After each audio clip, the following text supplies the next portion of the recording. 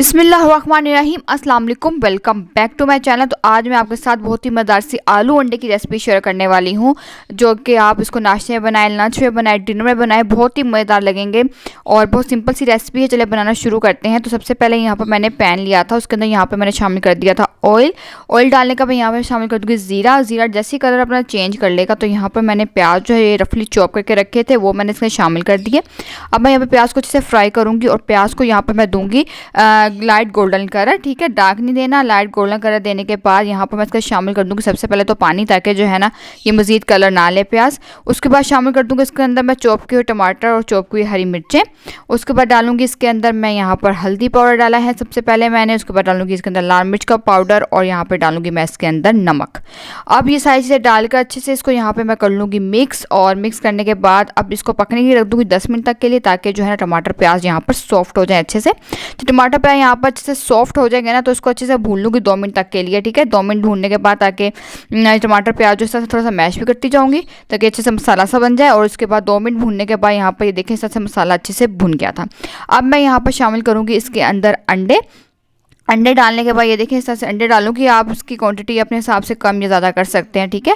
और मैंने यहाँ पर 3 अंडे यूज़ किए हैं। अंडे डालने के बाद यहाँ पर मैं इसको अच्छे से इधर मिक्स कर लूँगी, ताकि अच्छे से मसाले के साथ अंडे जो है ना यहाँ पर अच्छे से मिक्स हो जाएँ। अच्छे से मिक्स करने के बाद अब फिर इसको मैंने यहाँ पर अच्छे से भूनना है।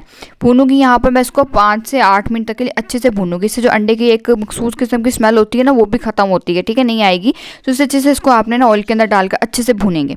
अब जब ये अच्छे से यहाँ पर ये देखें भुन जाएगा, यहाँ पर मैं दिखाई थी, देखिए कितने अच्छे से अंडा जो है ना भुन गया है।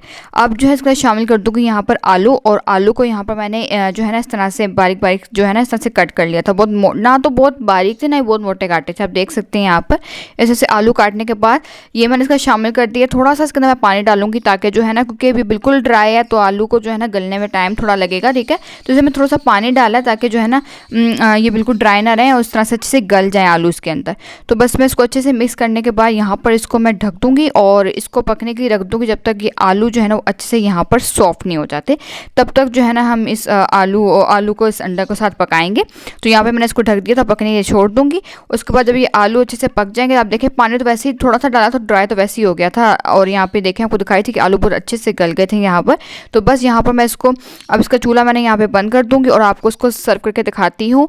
और ये देखिए इसको मैंने हर दिन से गार्निश कर दिया। कितने मज़ेदार से आलू अंडे लग रहे हैं। आपको रेसिपी कैसी लगी है आपने मुझे ज़रूर बताना है। आप इसको रब रोटी के साथ खाएं, पराठे के साथ खाएं, रोटी के साथ खाएं, सबके साथ बहुत मज़े के लगेंगे।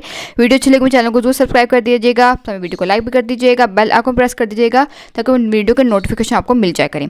अब मैं आपसे इंशाल्लाह नेक्स्ट वीडियो में मज़ेदार सी डिफरेंट सी रेसिपी के साथ मिलूंगी। तब तक के लिए मुझे इजाज़त दीजिए। अल्लाह हाफिज़।